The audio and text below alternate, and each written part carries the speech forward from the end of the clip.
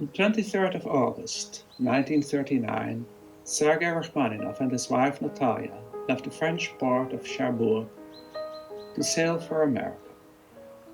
But a few days after their arrival in New York, World War II broke out.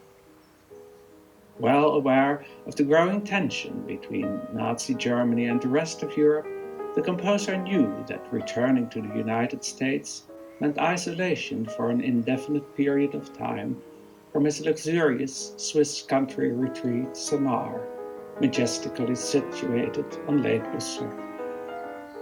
What Rachmaninoff had not expected is that he would also be isolated from his youngest daughter, Tatjana, who had stayed behind in France with her husband and son. Attempts to evacuate them to the United States failed. Soon after the German invasion, postal traffic also came to a halt.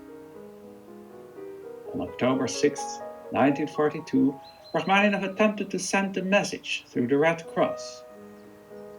It arrived 6 months after his death, on March 28, 1943.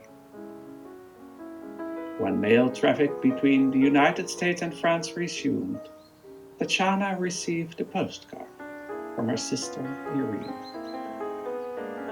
Upon celebrating Rachmaninoff's 150th anniversary, we wish to share with the world that touching message, intimately relevant to the composer's biography and painfully recognizable to so many torn families in the divided world we live in today.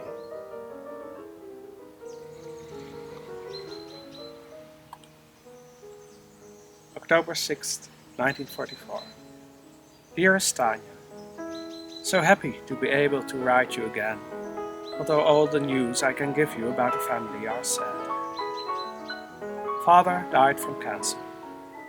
It started in his lungs and then, with lightning rapidity, afflicted his whole system, even his blood. So there never was any hope. We kept the nature of his illness from him, so he never realized how serious it was. And thank God, he did not suffer too much, and was kept under morphine the last week. Our only hope is to see you again. Father spoke of you and worried about you constantly, and had a presentiment he would not see you again. He always carried your and Sasha's picture with him. One of the last letters she wrote him arrived on the morning of his New York recital. It gave him so much joy. He considered it a good omen. And that was one of the most beautiful recitals he played.